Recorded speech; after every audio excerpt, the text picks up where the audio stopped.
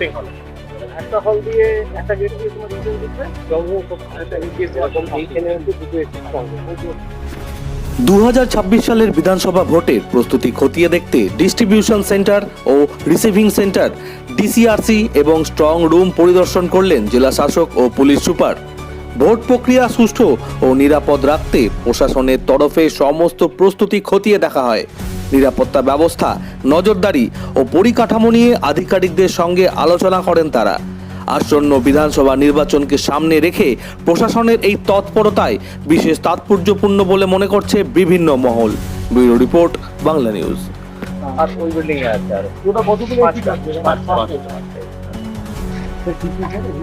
হ্যাঁ বলে দাও, এসিগুলো বলে দাও। রেজিনগর থেকে শুরু 70, 71, 72, 73। রেজিনগর, বেলডাঙ্গা, নওদা, হরিয়ারপাড়া, এই পাঁচটা স্কুল।